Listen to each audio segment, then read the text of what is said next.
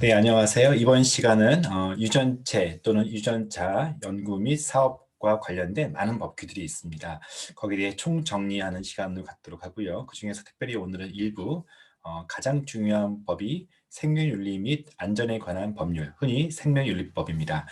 생명윤리법 중심으로 어떤 이슈가 있고 또 최근에 생명윤리법이 개정됐는데 그 내용의 핵심은 무엇인지 말씀드리겠습니다. 먼저 저를 소개하면요. 저는 가정의학과 전문의이고요. 연세대를 졸업했고 보건학 석사, 노화과학 박사를 각각 연세대학교에서 했습니다. 또 보스턴에서 뉴트리션과 유전체라고 하는 뉴트리지노믹스 후속 유전학을 연수했습니다.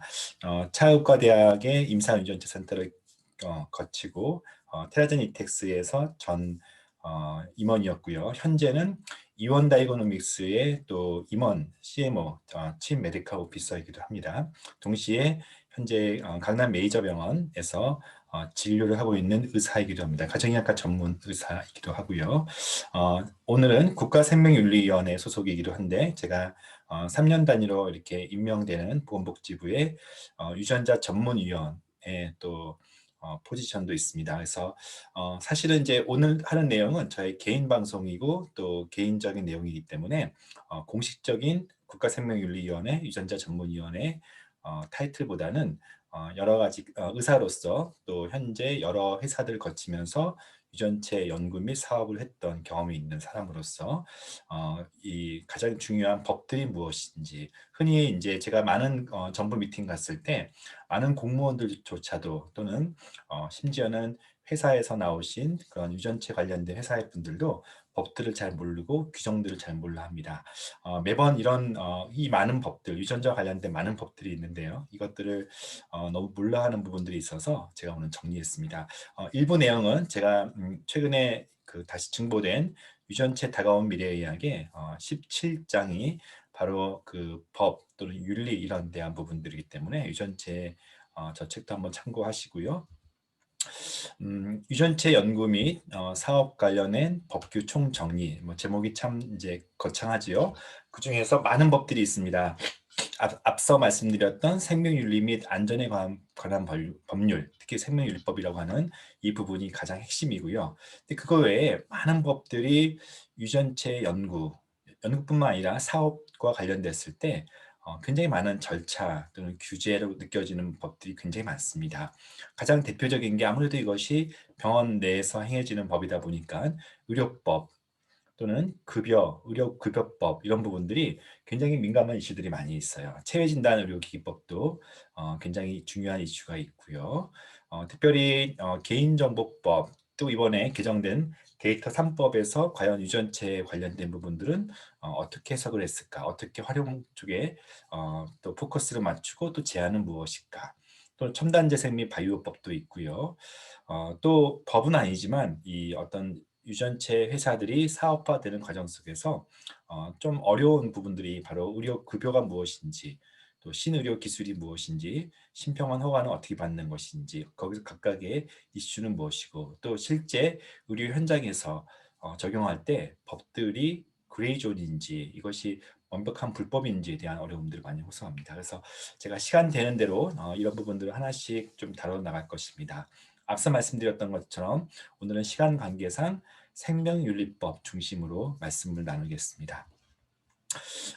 이미 벌써 정부 사이트에요. 저기 law.go.kr을 검색하시면은요. 국가법령 정보 워낙 많은 법들이 있죠. 이 중에서 키워드를 생명윤리법을 검색을 하시면 밑에 보시는 것처럼 생명윤리 및 안전에 관한 법률, 또 거기에 시행령, 또 시행규칙 등등을 각각 원본으로 볼 수가 있을 거예요. 마지막 법 개정된 시기가 각각 2020년 8월, 9월 이렇게 돼 있죠. 그리고 이것이 법률인지 대통령령인지 또는 보건복지부에서 하는 고시인지 등등에 대해서 자세하게 있습니다.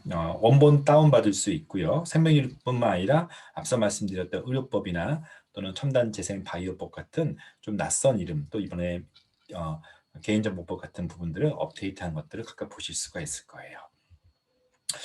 그중에서 생명윤리 및 안전에 관한 법률, 생명윤리법에 대해서 잠깐 볼게요. 법률은 말씀드렸던 것처럼 좀 긴 이름을 가져요. 이게 예전에 황우사 사건 때 굉장히 강화됐던 부분들이 특별히 안전, 어떤 세이프티라고 하는 윤리적인 부분뿐만 아니라 결국은 이것은 유전체는 또는 이런 바이오 쪽은 환자 또는 사람의 안전과 관련된 많은 이슈들이 있기 때문에 저렇게 긴 이름을 붙여놨어요. 보시면 법률이 있고요. 그 밑에 시행령이 있고 그 밑에 규칙이 있어요. 각각 법이고 대통령령이고 또 보건복지부령이고 이런 저도 뭐 법 전문가가 아니기 때문에 이런 굉장히 낯설어요. 시행규칙 밑에는 또 행정규칙이 있고 고시가 있어요. 고시 중에는 여러 가지 있는데 그중에 제가 밑줄 그어놓은 거에 유전자 검사의 정확도 평가에 필요한 사항의 지정해서 고시 형태로 이렇게 보기도 해요. 또는 뭐 교육기관 지정도 있고요. 또 이 법률 바로 밑에 시행 규칙이 있어서 여러 가지 IRB라든지 또는 배아, 태아 대상으로 유전자 검사를 어떤 부분을 할 수 있는지 뭐 항목에 대한 부분들도 있고요. 이런 식으로 법 밑에 시행령, 시행규칙 좀 어렵지만 세 가지 단계가 있다는 것을 기억해 주시기 바랍니다. 오늘 다룰 것은 법률에 대한 부분들이고요. 생명윤리법에는 크게 총 9조가 있고요. 그리고 전체 70조항으로 있습니다. 본 법이 그렇고요. 부칙으로 또 7조항이 있습니다. 그래서 총 77조항이 있습니다. 한 번씩 좀 볼게요. 2020년 9월 12일, 그러니까 올해 9월에 이제 마지막으로 좀 이렇게 수정된 법을 기준으로 말씀드렸을 때 대개는 큰 틀에서 20년 동안 크게 바뀌지 않았다고 보시면 되겠습니다. 1장은 총칙이고요. 한 6조까지가 포함되어 있고요.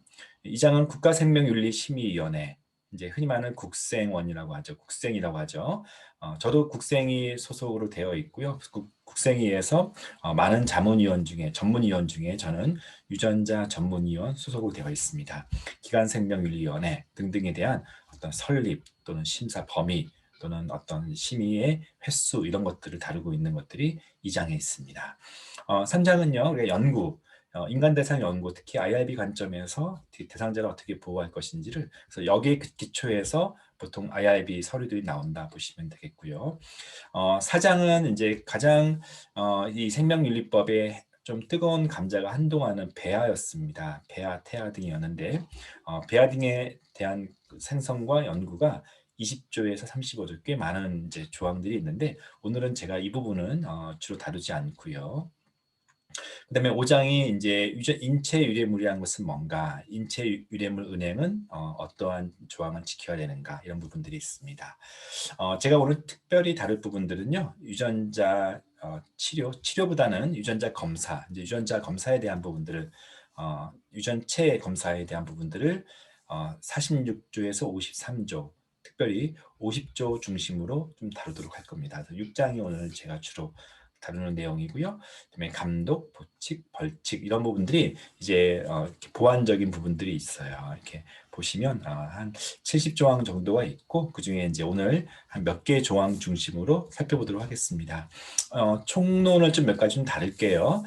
목적이라는 게 있죠. 생명유리법의 목적이라는 것은 인간 또 인체 유래물 거기에는 DNA 같은 게 포함되죠. 연구하거나 인간이긴 한데 또 배아라고 하죠. 배아 또는 유전자 같은 민감한 어떤 유전 정보 같은 민감한 연구 대상자를 취급할 때 중요하죠. 인간의 존엄과 가치를 침해하거나 인체에 유해를 끼치지 못 방지. 그러니까 하나는 인간의 존엄성을 막 이렇게 침해해서는 안 된다. 윤리적인 측면이고요. 인체에 유해를 끼치지 않아야 된다. 즉 안전에 관한 측면. 그래서 법 자체가 생명윤리 및 안전에 관한 법률입니다. 라고 보시면 되겠어요. 또 이제 정의가 되게 중요하고 사실은 정의가 모호하기도 합니다. 유전 정보라는 것은 인체 유래물 DNA를 말하는 것 같아요. 분석하여서 얻은 개인의 유전적 특징에 관한 정보. 그러면 여기에는 유전 정보 그러면은 뭐가 있을까요? DNA 정보가 대표적인 것이죠. 뭐 요즘은 이제 그러면 마이크로바이옴은 과연 인체 유래물인가 이랬을 때 좀 애매한 부분이 있어요. 그래서 제끼도록 하겠습니다. 유전자 검사는 유전자 검사는 어떤 행위죠. 유전체를 보는 행위인데 유전 의료 행위라고 할 수도 있겠고요. 행위인데 개인의 식별이라는 것은 이제 친자를 검사한다 이런 DNA 가지고 대표적인 검사법이 내 친자를 본다 그런 뜻이고 또는 유해 발굴을 때 어떤 사람인지 알기 위한 개인의 식별 목적으로 하는 검사를 포함시키겠죠. 일반인들 이걸 많이 알고 있죠. 근데 요즘은요. 질병의 예방이라고 하는 부분 또는 가로치고 예측이겠죠. 질병을 예방하기 위해서 유전자 검사를 한다. 낯선 사람도 아직은 있을 거예요. 진단, 그렇죠. 유전자는 진단 목적으로 많이 쓰고요. 요즘은 이제 동반 진단에서 맞춤 치료하기 때문에 어쨌든 예방 진단 치료라고 하는 그 세 가지의 하는 행위를 유전자 검사라고 해요. 굉장히 광범위하죠. 개인 식별 정보는요. 배아 난자, 정자, 그다음에 DNA를 가지고 아닙니다. 이런 것들의 기증자의 성명, 뭐 성명이면 여러 같은 사람이 있을 수 있지만 주민등록번호까지 있으면 확실하게 또는 핸드폰 번호 이런 것들이 있으면 개인을 이 검체를 주신 분이 누군지 알 수 있다. 그럼 굉장히 이것을 민감하게 다룰 수밖에 없겠죠. 왜냐하면 유전 정보에는 좀 예민하고 민감한 정보가 있을 수 있으니까. 자, 개인 정보라는 것은 개인 식별 앞서 말한 그런 주민등록번호, 이름에다가 유전 정보, 또 임상 정보라고 하는 하여튼 개인에 관한 정보를 말하는 거고요. 또 익명화가 이제 요즘 되게 중요한데요. 당연히 이름 지워야 되고요. 생년월일 지워야 되고 주민등록번호 지워야 되고 또 핸드폰 번호까지 지우면 좋겠죠. 이렇게 개인을 알 수 없는데 그러면은 이제 나중에 제가 다음 시간에 말씀드리겠지만 유전 정보는 어디까지 지워야 익명화, 개인 식별을 불가능하게 만들 수 있나? 이거 나중에 한번 큰 이슈가 될 겁니다.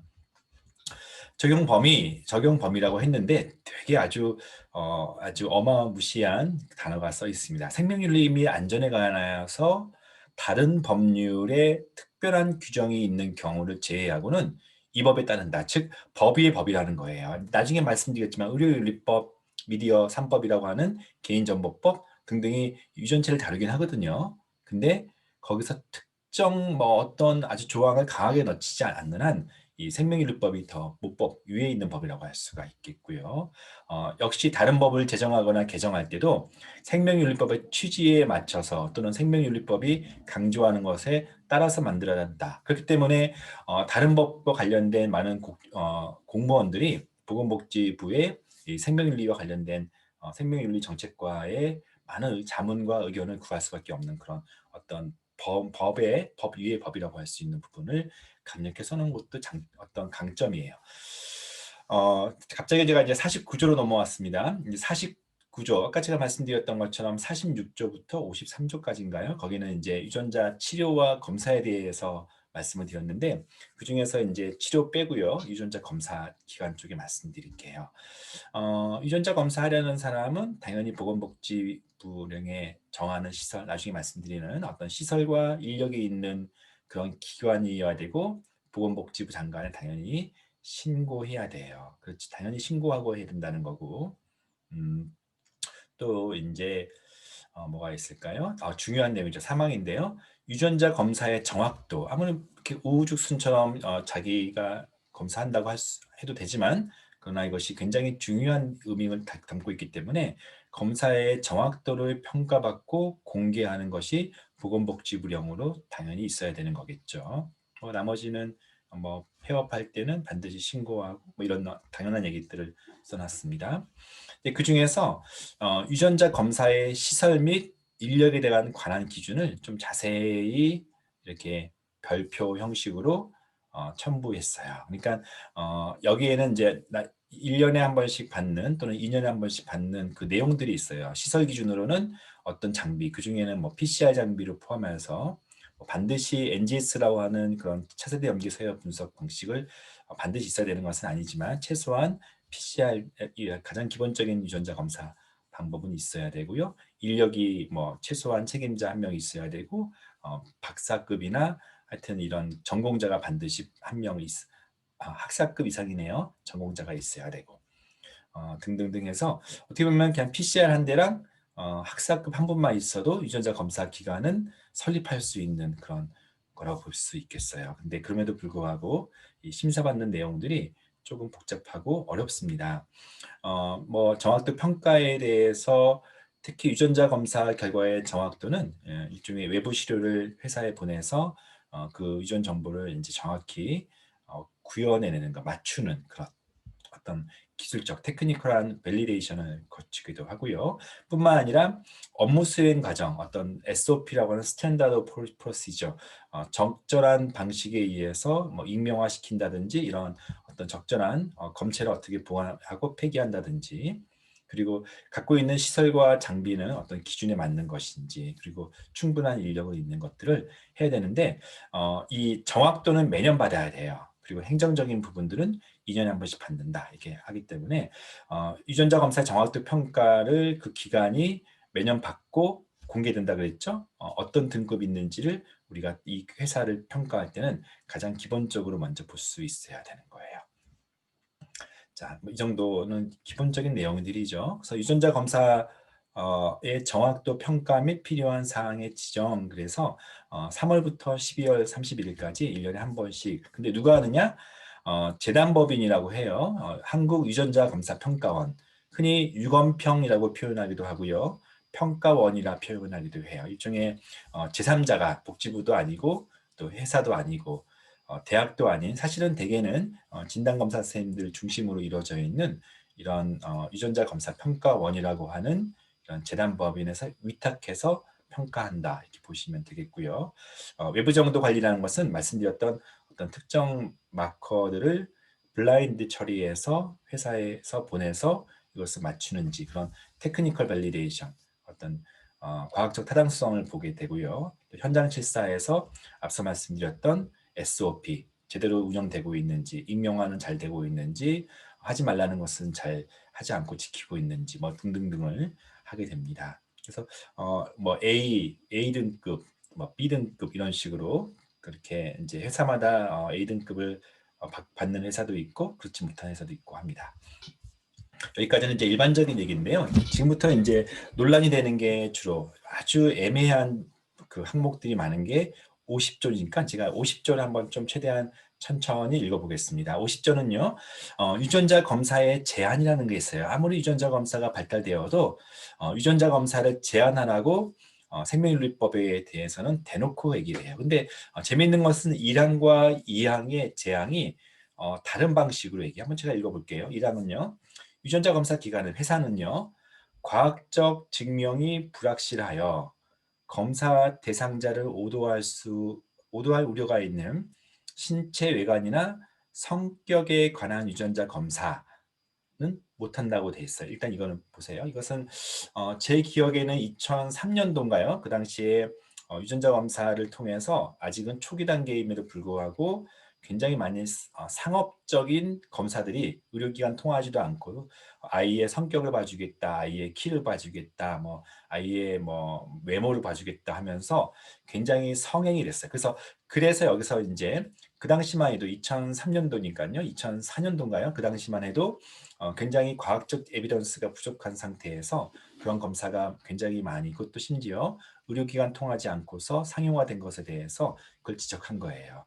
나중에 말하겠지만 신체 외관과 성격에 관한 거 애매해요. 신체 외관은 어디까지? 나중에 DTC에는 비만도 포함되고요. 탈모도 포함되고요.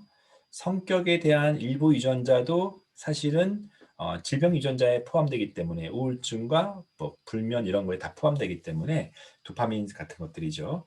과연 이게 어디까지? 더 중요한 것은 오도할 우려가 있는 이 주관적인 용어, 그리고 과학적 증명이 불확실하다는 것은 근거가 뭔지, 이런 부분이 지금도 남아 있어서 이 부분들은 논란거리가 되고요. 근데 그렇다고 칩시다. 근데 또 한 가지가 또 있어요. 그 밖에 국가위원회 심의를 거쳐서 대통령령으로 정하는 유전자, 어떤 유전자 검사들은 하지 말라고 돼 있어요. 이것을 우리가 하지 말라고 하는, 예를 들어서 신체 외관과 성격에 관한 애매모호하지만 어쨌든 그거 하지 말라고 돼 있고, 또 대통령령으로 아예 정한 유전자가 있어요. 이 검사는 하지 말라. 이런 것을 흔히 말하는 유전자 검사 일부는 하지 말고 금지하고 또는 제한해서 나머지는 모두 허용한다. 그래서 이것을 네거티브 방식. 회사들이 좋아하긴 해요. 몇 가지만 안 하고 나머지 하면 된다. 근데 그 중에 어떤 게 있는지 잠깐 좀 볼게요. 특별히 대통령령으로 정한 금지 유전자는요. 이제 2017년도가 보니까 벌써 한 3, 4년 전에 이제 마지막 개정인데요. 보시면은 1번부터 22번에 검사 항목들이 있어요. 고지혈증에는 LPL이라고 하는 유전자, 고혈압은 엔지오텐신, 요즘 흔히 말하는 AC 유전자라고 하죠. 골다공증에는 비타민 D 리셉터, 에스트로겐 리셉터, 당뇨병에는 아마도 IS면은 인슐린 관련된 것 같고요. 미토콘드리아 관련된 것 같네요. 비만은 언커플링, 렙틴, 피파감마, 아드레너진 리셉터. 비만 하시는 분들은 되게 중요한 호르몬들에 대해서 얘기하고 있어요. 알코올 분해는 그 유명한 ALDH라고 하는 알코올 분해 유전자까지도 한동안 금지 유전자였어요. 우울증에는 5-HTT는 세로토닌을 말한 거예요. 장수는 미토콘드리아, 지능은 IGFR은 이제 성장 유전자고요. 천식은 대표적인 염증 유전자고요.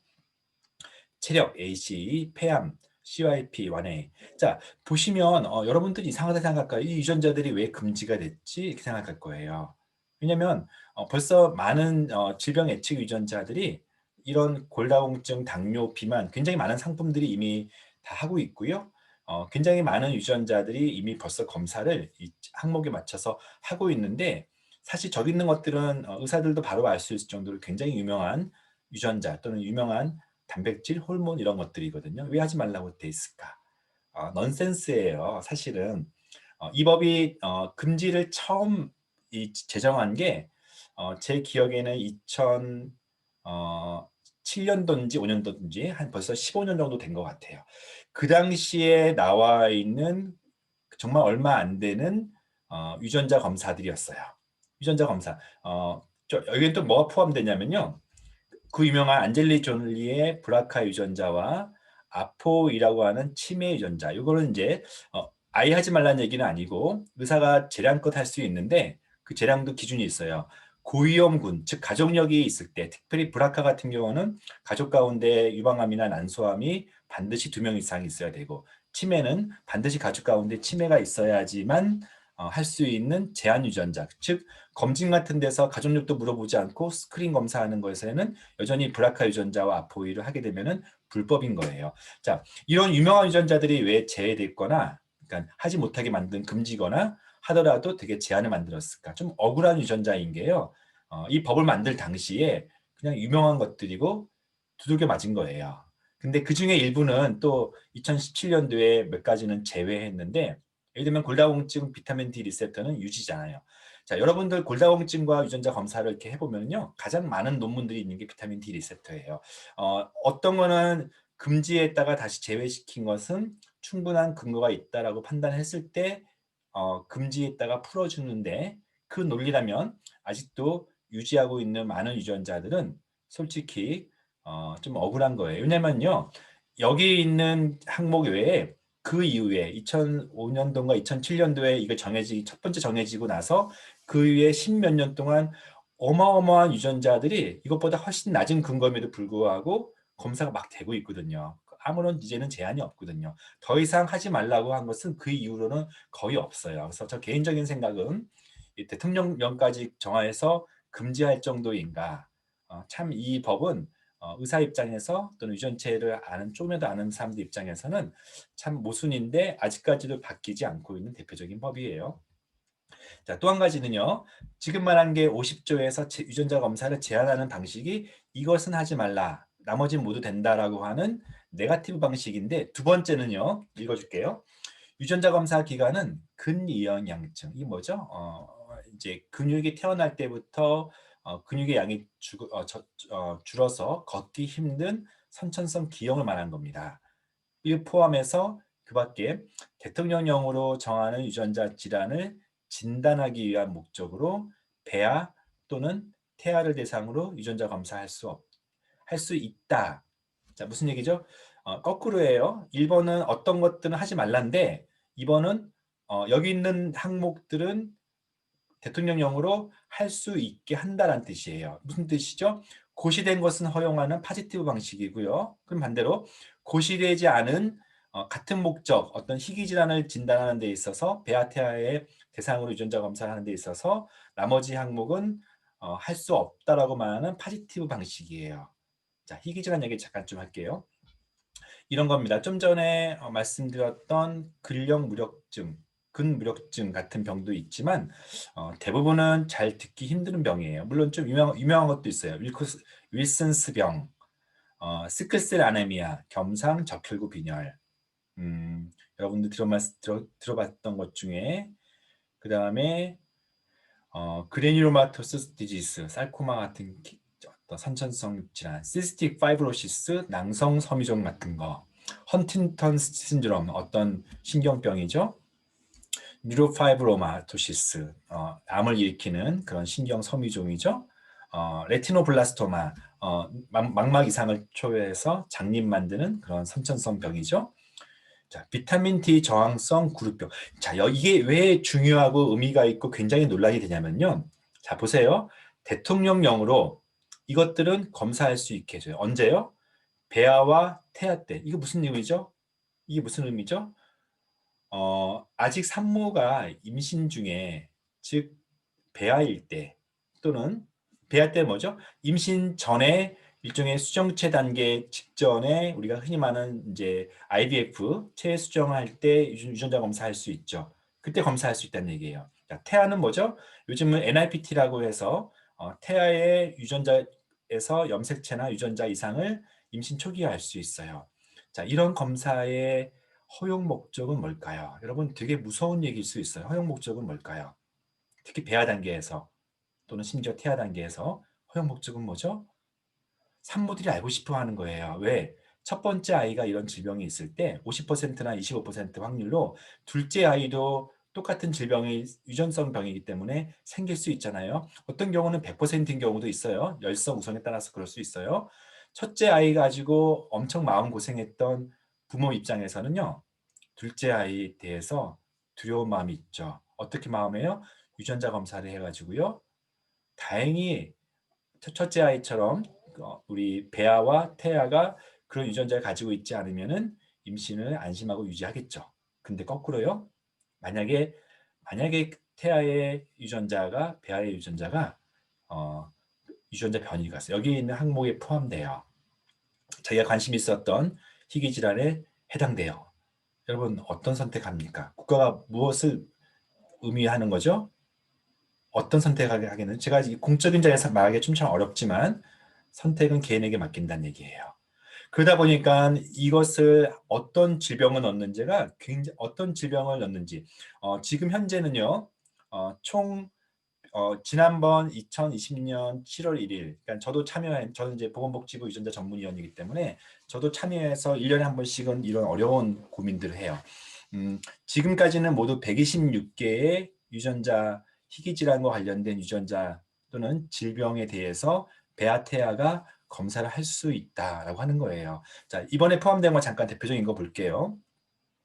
대표적인 것 중에 엘러스탄노스 증후군 뭔지 아세요? 피부가 이렇게 늘어지는 병이에요. 피부가 늘어지는 병. 피부가 늘어지는 병이에요. 아베리노 각막 이상증은 뭐냐면 굉장히 드물지만 이 눈에서 일종의 코니알 디스트로피, 눈에 각막이 두꺼워지면서 실명할 수 있고 특별히 이 경우는 라식 수술을 할 때 되게 위험할 수가 있기 때문에 되게 유전적으로 근데 생명에는 지장은 없지만 눈에 문제가 생기는 경우예요. 자, 어떤 병들은 생명에 관련된 이제 태어나자마자 엄청난 고통을 당하고 그런 병도 있지만 지난번에 제가 같이 심사했던 병 중에는 백반증도 있었어요. 피부 색깔 일부가 하얗게 나오는 비틸리고 같은 백반증이 있었는데 심사위원들이 고민을 많이 해요. 자, 이게 어떤 법이죠? 배아태아 때 검사할 수 있다는 얘기는 아니면 다행이지만 만약에 변이가 있으면 선택은 개인에게 맡긴다. 이게 무슨 의미입니까? 낙태도 할 수 있는 거잖아요. 근데 낙태할 수 있는 것을 국가가 허가해 준다는 얘기예요. 거꾸로 해마다 매년 계속 그 청와대나 이런 국민 게시판에 이런 검사 좀 해주십시오 하고 굉장히 많은 부모들이 특히 희귀 질환의 첫 번째 아이를 가지고 있는 희귀 질환이 둘째 아이를 검사하고 싶어도 법에서 포함되어 있지 않으면 불법이기 때문에 병원이 검사 안 해주기 때문에 이 검사를 해주십시오 해서 계속 올려요. 그러면 저희 같은 사람들이 같이 모여서 어떤 기준으로 허가해 줄까? 허가해 준다는 의미가 굉장히 사회적 의미가 있기 때문에 근데 마냥 허가하지 않기에는 특히 첫째 아이의 고통이 둘째 아이에 대한 불안으로 있는 부모에 대한 어떤 권리가 또 침해가 되기 때문에, 그래서 우리가 선택하는 기준은 가능한 생명의 위험이 있을 것. 그러니까 약간 뭐 하다못해 우리가 탈모라든지 어떤 물론 그런 것도 굉장히 살면서 고통받을 수 있고, 좀 비만이라든지 이런 것까지 허용해 줄 수는 없기 때문에 굉장히 삶의 질을 극도히 나쁘게 하는 질환에 대해서 어, 이 어떤 신청받은 어떤 항목에 대해서 한해서 이렇게 하루 한 해에 20개 정도씩 증가시키면서 확대하는 거예요. 굉장히 어렵고 힘든 그런 과정이라고 보시면 되고, 하여튼 이런 검사를 어, 자, 대통령이 정한 이런 유전자 검사는 파지티브 방식으로 허용한다, 이런 얘기가 있어요. 자, 50조에는요. 또한 이렇게 첫 번째, 두 번째는 어떤 것은 반드시 검사하지 말라. 두 번째는 어떤 것만 검사하라. 첫 번째 거는 약간 질병 예측 서비스를 말한 거고요. 두 번째 것은 희귀질환 진단 서비스를 말한 겁니다. 세 번째는요, 이제 아주 이슈가 됐던 부분이에요. 의료기관이 아닌 유전자 검사 기관에서는 다음 각호를 제외한, 그러니까 원칙적으로는요, 의료기관이 아닌 유전자 검사 기관에서는 질병의 예방, 진단, 치료에 관한 유전자 검사할 수 없다라고 돼 있어요.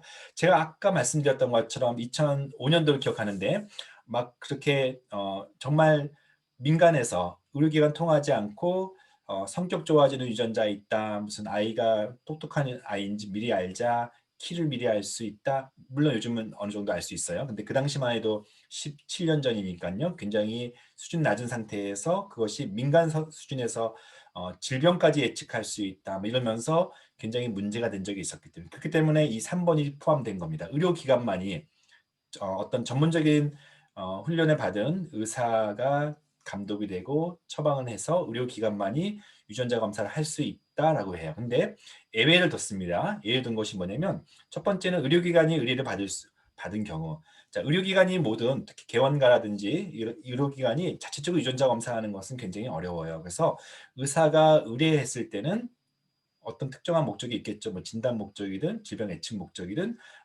의료기관이 아닌 유전체 검사, 예를 들면 제가 속해 있는 이 이디지시라든지 이런 테라젠 같은 유전체 회사들이 의뢰받은 어떤 컨설팅 받은 경우는 할 수 있다. 첫 번째. 물론 그 경우도 개인 식별은 다 삭제한 상태에서 검체가 왔다 갔다 돼야 돼요. 두 번째가 이제 이슈인데, 자, 무슨 얘기죠? 질병의 예방과 관련된 유전자 검사로 보건복지부 장관이 필요하다고 인정하는 경우에요. 자, 이 부분이 지난 한 4, 5년 동안 굉장히 의사들 사이에, 또 회사들 간에, 의사와 회사 간에, 복지부와 또 시민단체 간에 이 한 네 가지 꼭지점에서 엄청 디베이트 됐던 문제예요. 무슨 얘기죠? 자, 의사들은요, 저는 의사이면서 동시에 회사에 있기 때문에 양쪽 의견을 다 리슨합니다. 의사들은요, 유전체 검사는 의료 행위, 그중에서 진단과 어떤 질병의 어떤 아주 결정적인 것들과 관련된 부분들로 이렇게 많이 생각을 해요. 근데 사실은 유전자 검사에는 사실은 질병과 관계없는, 물론 질병 관련된 것도 많이, 희귀질환부터 해서 질병 예측 서비스도 많이 있지만, 그렇지 않고 개인의 특성이라고 하는 게 있어요. 뭐 어떤 사람은 술 마시면 얼굴이 빨개지고 술 잘 못 마시는 사람들, 아침에 잠을 일찍 깨는 저 같은 사람들, 뭐 애매한 이런 개인 특성을 의료 행위라고 볼 수는 없죠. 개인의 소비자의 알 권리인데 이런 검사까지, 그리고 이것이 그렇게 어려운 내용도 아닌데 이런 검사까지 병원까지 가서 하는 게 말이 되냐 이러면서, 특히 미국의 23andMe를 포함해서 미국이나 또 일본 같은 주요 선진국에서는 어떤 개인의 알 권리를 많이 중시하는 나라에서는 DTC라고 해서 Direct to Customer, 직접 소비자 검사라는 것들이 굉장히 발달되어 있었어요. 왜냐면 유전자 검사에는 그만큼 개인 특성, 그 중에는 나의 조상 찾기, 나의 조상은 어딘지, 그것을 굳이 병원 가서 할 필요가 있냐, 질병도 아닌데. 그래서 이렇게 DTC를 더 확대해야 된다고 하는 산업계 요구가 있었고, 무슨 소리냐, 유전자 검사는 일단 피를 뽑고 또는 검체를 가져오는 행위 자체가 의료 행위다부터 시작해서 해석을 어떻게 비전문가한테 맡기냐, 이러면서 굉장히 옥신각신했던 부분이에요. 저도 거기에 2017년부터 참여해서 회사 입장이면서 동시에 의사 입장에서 저도 의견을 내기로 했었어요. 자, 여러분은 어떻게 생각하십니까? 누가 맞습니까? 저는 둘 다 맞다고 생각하고요. 다만 제가 그때 제안했고 지금은 또 그렇게 하고 있지만 질병을 예측해 주거나 질병을 진단하는 것은 가능한 병원 쪽으로 하고 개인의 특성이라고 하는 내가 어떤 영양제가 잘 맞는지 내가 탈모인지 아닌지 뭐 그것도 좀 이슈가 되긴 하겠죠. 질병으로 볼 수가 있으니까 비만 유전자가 있는지 커피를 잘 마실 수 있는지 나의 주상은 어떤지 나는 어떤 와인에 이런 어떤 개인의 취향, 개취라고 하죠. 개인의 취향을 보는 또는 이것이 그렇게까지 물론 좀 정확도는 떨어질 수 있어도 유해하다, 유해하다 이것을 잘못 전달했을 때 어떤 잘못된 의료 행위가 일어날 가능성이 있는 것들은 굳이 아닌 것들은 보건복지부 장관이 필요하다고 인정하는 경우 DTC를 확대시켰던 것들을 보시면 돼요. 자, 그리고 거짓 표지, 거짓 표시, 과대광고, 거짓은 당연히 하지 말아야 되겠죠. 누가? 유전자 검사 기관이. 그건 당연하죠. 이제 이런 부분들이 이제 50조가 굉장히 논란이 됐기 때문에 제가 자세히 말씀드리는 거예요. 어, 자, 이 부분이죠. 제가 좀 전에 말했던 DTC라고 하는 2016년도에 시행된 DTC가요. 처음에는 어떤 방식으로 했냐면요. 가부터 타, 한마디로 12개 항목, 예를 들면 체질량 지수, 원래 비만이라고 하려고 했는데 의사들이 비만 그러면 질병이다. 그래서 BMI로 하라. 원래는 고지혈증 그렇게 하려고 했는데 콜레스테롤로 하라.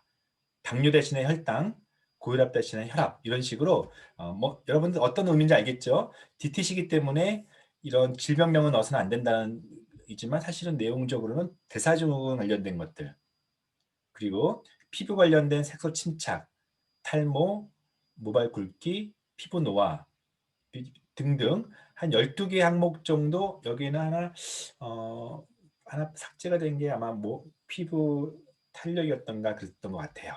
그다음에 비타민 C, 카페인 대사 같은 12항목에 대해서 심지어는요. 유전자 3가지 FTO, MC4, BDNF 비만 유전자 3가지 또 예를 들면은 피부 노화는 단 하나 AGER. 자, 이것을 파지티브 방식이라 했어요. 당시에는요. 항목도 지정해주고 유전자까지 지정해줬어요. 왜 그렇게까지 했냐? 항목 지정은 이거 외에는 나머지 못하게 한다는 뜻이겠죠. 질병할까 봐. 그렇죠. 근데 이제 회사 입장에서는 이게 12개 가지고 무슨 상품이 이런 것도 있고 동시에 왜 유전자까지 지정했냐는 거죠. 유전자까지 지정을. 그래서 사실은 비만과 관련된 훨씬 많은 좋은 유전자가 있음에도 불구하고 저 3개 가지고 상품을 구성할 수밖에 없기 때문에 저도 그때 참여했던 위원회에서 이건 아니다. 항목은 그래요. 정해줄 수는 있지만 유전자 검사는 네거티브로 하자 해서 이번에 2020년 1월부터 새롭게 고시가 된 게 바로 새롭게 54개 항목을 정했어요.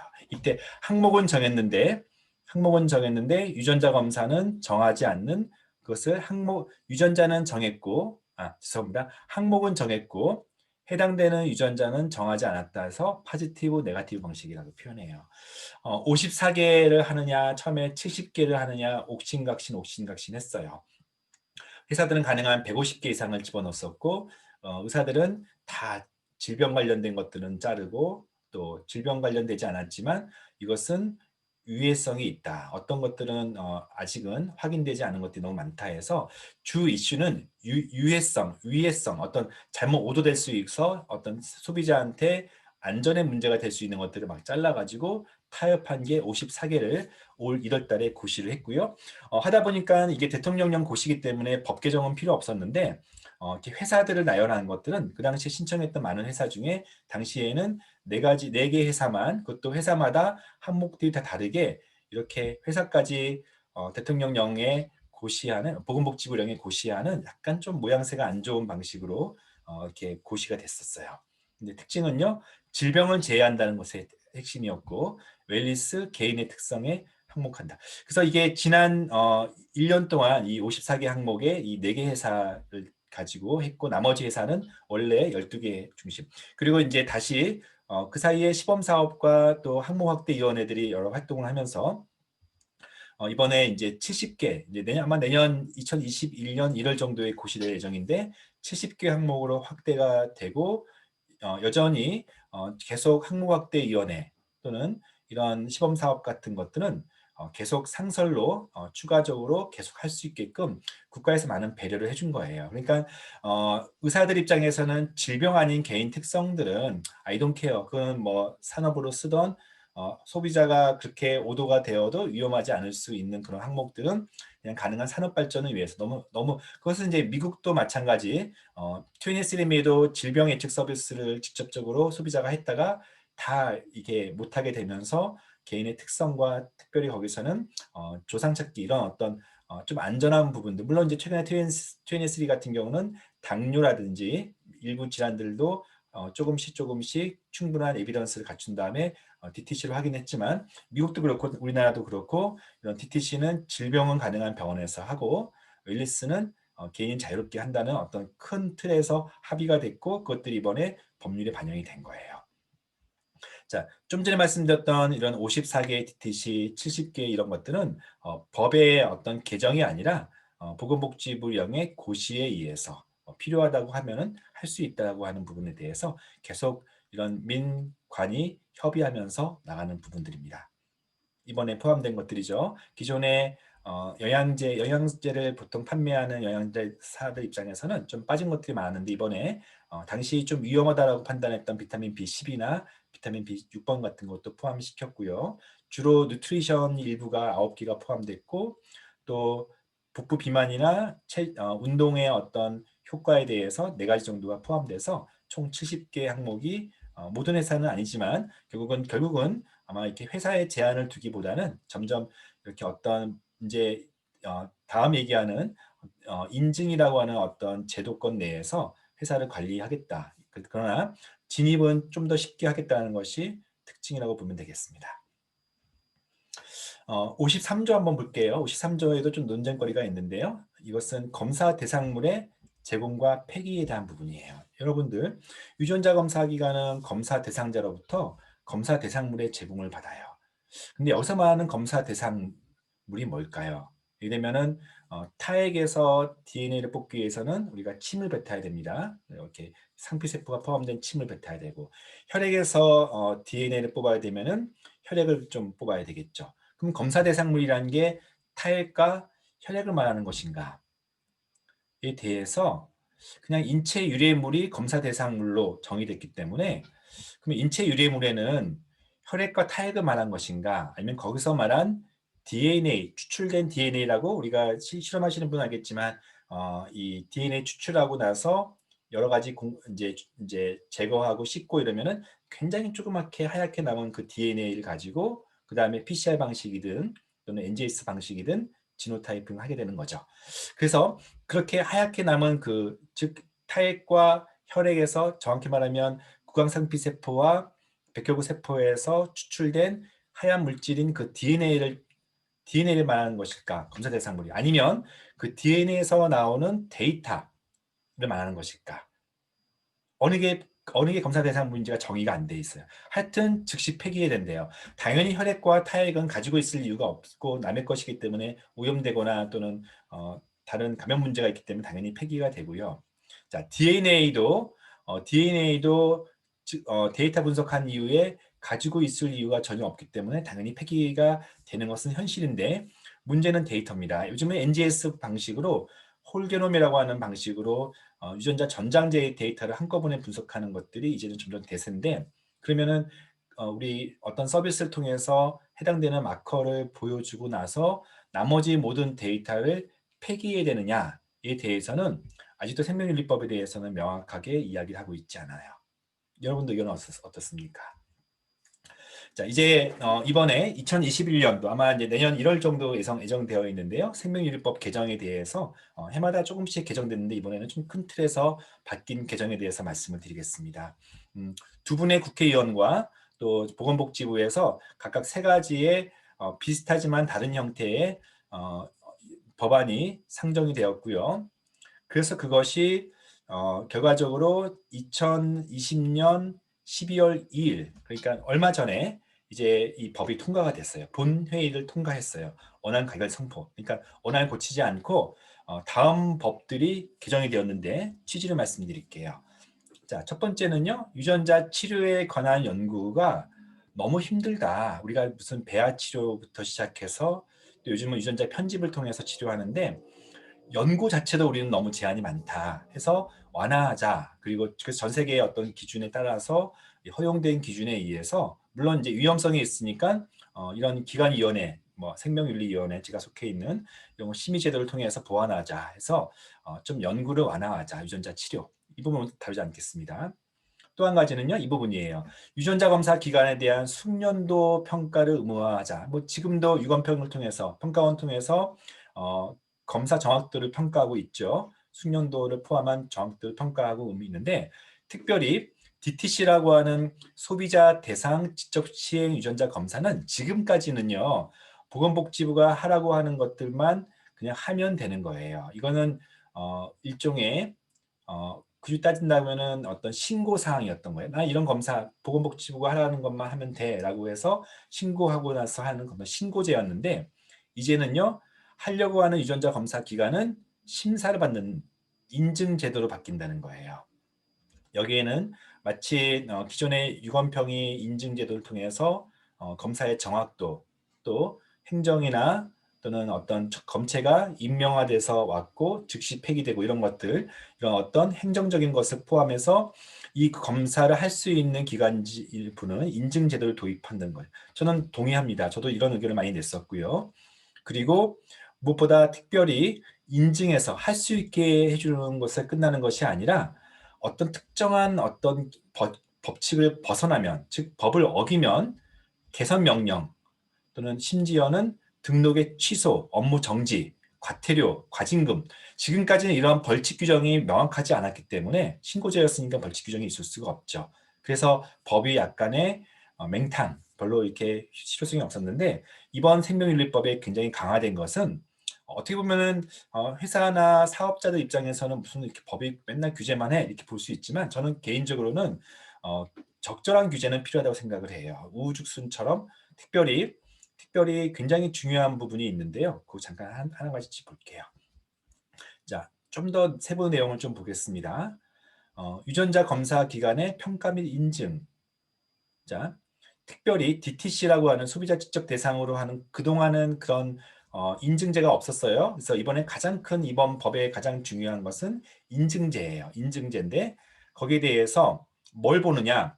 첫 번째 정확도예요. 숙련도, 검사 항목별 얼마큼 외부 정도 물질을 분해해서 정확히 맞추느냐. 검사 결과의 분석, 해석뿐만 아니라 전달, 검사 대상자와 개인을 보호하려고 하는 어떤 유해 환경으로부터 그 중에 한 가지는 개인정보가 돌아다닐 수 있기 때문에 이러한 어떤 충분한 검사 역량이 있는지를 인증받아서 인증 기간 동안만 이것을 할 수 있게끔 한다라고 하는 부분이에요. 서비스. 저는 개인적으로 그게 맞지요. 아무나 할 수 없게끔 만들어야 되죠. 그리고 뭐 한 3년 동안 인증하고 계속 3년마다 인증을 받아야 된다 이런 얘기죠. 근데 이거 당장 시행되는 것은 아니고요. 아마 2021년 1월로 예시되는 이 법이 고시가 되고 나서 그 다음 1년 뒤 2022년부터 시행이 됩니다. 근데 지금 벌써 많은 회사들이 어, 각각 인증제도의 수준에 준하는 그런 것들을 받고 DTC 항목들을 확대해서 하고 있죠. 이것은 뭐냐? 법과 무관하게 임시 방편으로 이 항목확대위원회 또는 어떤 평가위원회 같은 민간 기업에 위탁을 해서 시범 사업이라고 하는 테두리 안에서 지금 임시로 하고 있다고 보시면 되겠어요. 그래서 2020년부터는 2022년부터는 즉 1년 뒤부터는 이렇게 강력한 인증제를 유건평이 할지 또는 다른 외부 기관이 할지 아직 복지부가 좀 만들고 있는데 그런 어떤 이 부분이 가장 중요한 인증제가 됐다는 게 DTC를 인증제로 한다는 것이 가장 중요해요. 물론 업계 쪽에는 점점 네거티브 방식으로 유전자는 이미 네거티브 방식이고 항목을 점점 늘리는 방식으로 특별히 언젠가는 질병까지 할 수 있다는 식으로 계속 인증제를 하는 대신에 이쪽은 항목을 확대해 주겠다고 하는 것이 보건복지부의 입장인 것 같아요. 자, 유전자 검사 기관의 평가 및 인증 당연히 이제 어떤 경우는 인증 취소가 되는 경우가 있겠죠. 거짓으로 부정한 방법으로 인증 당연히 안 되죠. 시설, 장비, 인력 이런 것들이 인증 기준이라는 게 있을 텐데 중간에 변동되거나 맞지 않는 경우 그렇죠. 하지 말라고 하는 항목을 유전자 검사를 막 시행해요. 그 중에는 조금 편법도 많이 생길 수 있어요. 우리는 뭐 일본 가서 검사한다, 미국 가서 검사한다 이러면서 우회해서 하는데 아마 이제는 실효성을 보는 것 같기 때문에 원천적으로는 불가능해요. 그리고 어, 검사 대상자를 현저하게 오도해서 우리가 팔고 있는 이것은 먹어야 됩니다라고 하는 방식으로 굉장히 왜곡된 그런 상수를 할 때는 그것은 어떤 평가 인증에서 굉장히 불리하게 또는 인증 취소까지 가능해요. 자, DTC 아마 저도 이제 참여했던 내용들이어서 참 그때 많은 일들이 있었는데 어쨌든 큰 틀에서 이거예요. 질병은 병원에서 그리고 그거 외에는 가능한 이제 많은 항목들을 확대해 주겠다. 언젠가는 질병도 충분한 근거를 가지고 오면 해줄 수 있겠다. 질병 예방의 목적이기 때문에 질병 예방 목적의 유전자 검사를 실시한다는 것이 기본적으로 있지만 아직까지는 질병의 예측 서비스는 DTC에 포함되고 있지는 않아요. 그리고 어쨌든 가장 큰 특징은 인증제 도입이고요. 그다음에 시범 사업을 거쳐서 이미 지금 진행되고 있고 2022년부터는 이 법이 시행될 2022년 1월부터 예정되는 법이 시행될 예정입니다. 자, 유전자 검사 교육, 그쵸? 이것도 중요하죠. 이것도 제가 의견 냈던 건데요. 당연히 그동안 국가가 유전자 검사에 대한 종사자들, 그러니까 최소한 유전체 검사 회사들을 만들겠죠. 필요한 교육을 하라 그러고 저 같은 경우는 유전자 검사 기관뿐만 아니라 유전자 상품을 판매하는 모든 사람이 사실은 유전자 검사 교육을 받아야 된다고 생각하고 있습니다. 이런 부분들은 얼마든지 앞으로 추후에 보완이 될 가능성이 있습니다. 자, 중요한 것도 한 가지 좀 말씀드릴게요. 그전에는요, 유전자 검사 기관은 뭐뭐뭐 해가지고 또 유전자 검사 기관은 어떤 검사는 못하고 유전자 검사 기관은 어떤 검사를 했을 때 특별히 거짓 표시 과대 광고할 때 문제가 된다고 했죠. 근데 바뀐 게 뭐냐면 이제는 누구든지 자 무슨 얘기죠? 유전자 검사 기관만 유전자 상품을 파는 게 아니에요. 이제는요. 유전자 검사 기관이 재위탁해가지고 제3자가 유전자 검사의 항목들을 환자 소비자들한테 팔 수가 있기 때문에 거기까지 포함된 그 누구든지 국가에서 정해준 것 외에는 하면 안 된다라고 하는 유전자 검사의 제한에 대한 부분이고요. 동시에 의무사항 중에 거짓 표시 및 과대 광고했을 때는 기존에는 유전자 검사 기관만 처벌받았게 돼 있어요. 근데 이제는 누구든지 처벌받을 수 있다. 중요한 부분이겠죠. 자, 등록 등의 취소 업무의 정지에 어떤 기준들을 만들었고요. 시설의 폐쇄까지 할 수 있대요. 강력하죠? 그리고 벌칙 또는 어떤 이제 법칙금 3천만 원 이하의 벌금 이런 부분도 있고 2년 이하의 징역 이런 얘기까지 있어요. 그러니까 보건복지부가 이제는 좀 더 강력하게 이런 어떤 제도를 만들어서 저는 찬성합니다. 어떤 제도가 무조건 유전자 검사 또는 유전체 회사의 발전을 막는 것이 아니고요. 적절한 제도, 특별히 무분별하게 남용되지 않게끔 필요한 합리적인 규제는 저는 필요하다고 생각을 합니다. 그래서 그런 어떤 면에서는 이번 생명윤리법은 저는 개정 사항이 잘 됐다고 봅니다. 자, 이런 부분들 벌칙, 뭐 1년 이하의 징역, 2천만 원의 벌금 이런 게 있겠죠. 그래서 이제 함부로 대표가 돼서는 안 될 것 같기도 해요. 생명률 과태료 같은 것도 있고, 그러니까 좀 심한 벌칙도 있고 과태료 수준까지 있고 해서 한번 잘 보시면 좋을 것 같아요. 자, 요약을 하면은요. 이번 생명윤리법 2021년에 발효된 생명윤리법 고시대 생명윤리법은요. DTC는 신고제가 아니라 이제는 인증제로 바뀐다. 그리고 가로치고 약속한 것은 항목 확대는 법 개정이 아니라 보건복지부 장관의 고시 방식이기 때문에 계속적으로 지속적으로 확대하겠다는 거고요. 어떤 상설 기구처럼 만들겠다는 얘기예요. 2022년 아마 1월부터 이 인증제 정식으로 될 가능성이 있겠고요. 자, 허위 과장 광고 시 유전체 기관뿐만 아니라 그 누구든지 처벌 대상이 굉장히 중요하겠죠. 법 위반 시 업무 정지, 기관 폐쇄, 과징금 등의 법적 요건을 만들었기 때문에 이제는 실효성이 있는 법이다라고 보시면 되겠어요. 자, 이제 거의 마지막인데요. 생명윤리법에 대해서는 그럼에도 불구하고 저 개인적으로는요.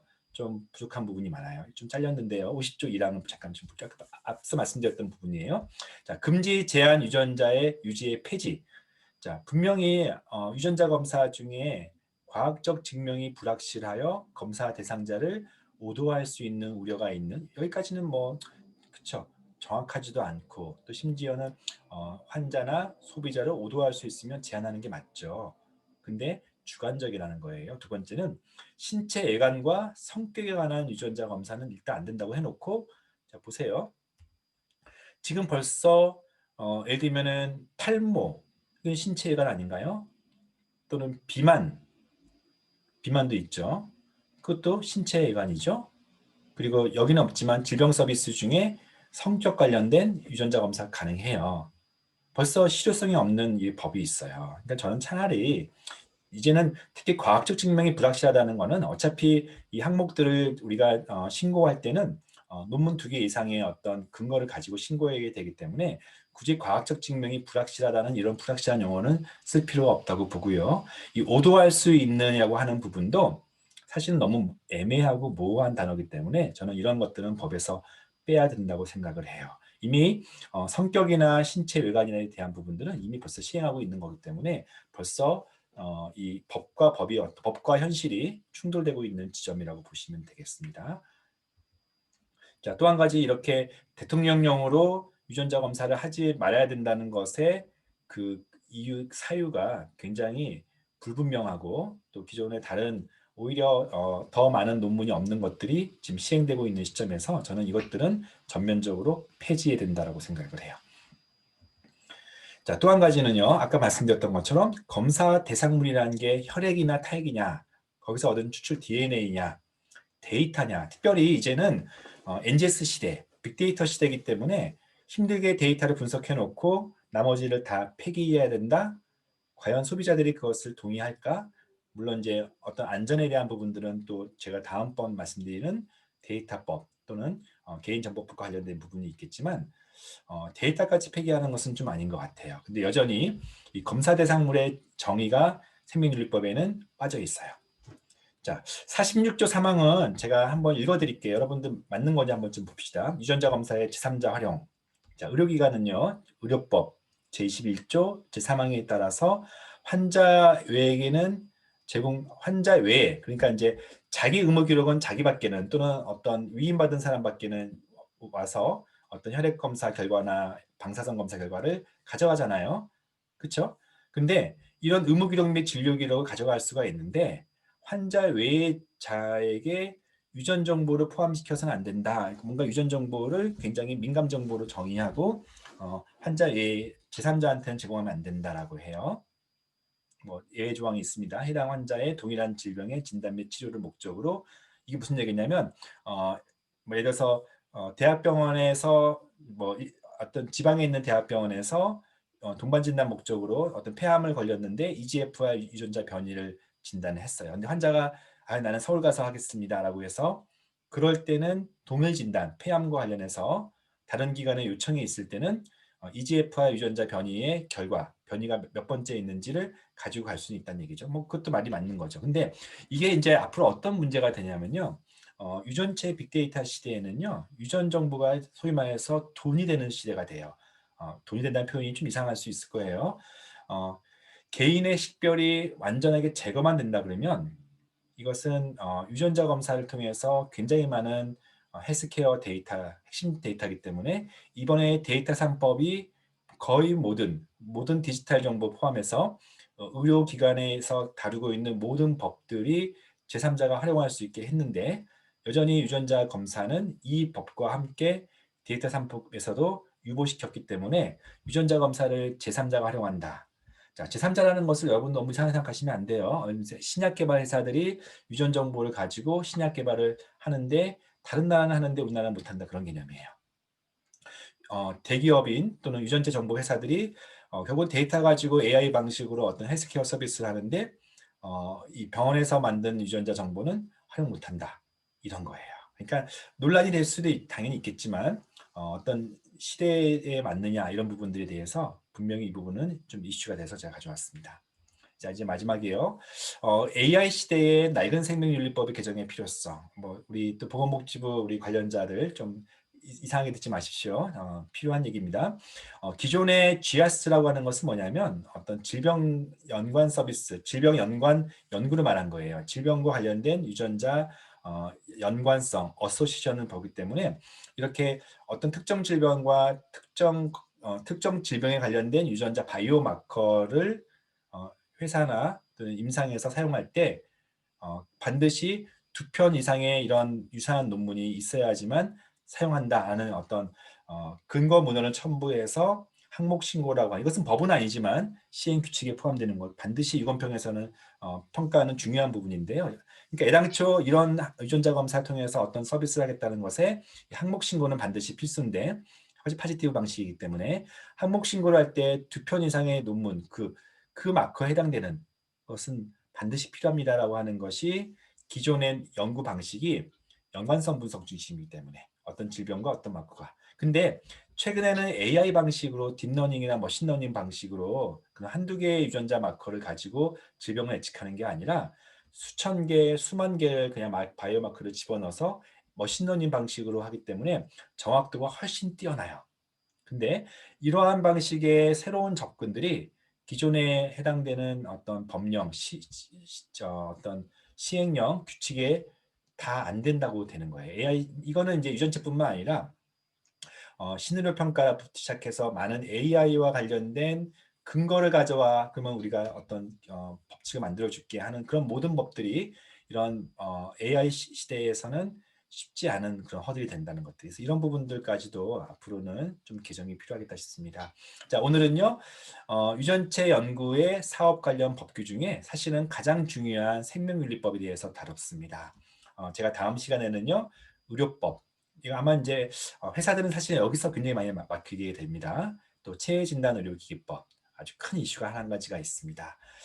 데이터 3법이라고 하는 이번에 개인정보법의 유전자에 대해서 어떻게 얘기할 것인가, 첨단재생 및 바이오법, 또 법은 아니지만 어떤 절차에 대한 부분들, 특히 현장 의료 시장에서 의료 급여 문제와 인정 비급여 또는 불인정 비급여가 무슨 의미인지에 대해서 더 이어나가겠습니다. 제 유튜브, 이거는 비공식 유튜브입니다. 절대 보건복지부의 공식적인 유튜브가 아니기 때문에 혼돈하지 않았으면 좋겠고요. 그러나 좋아요, 구독 눌러주시면 계속 새로운 정보를 이어서 나가도록 하겠습니다.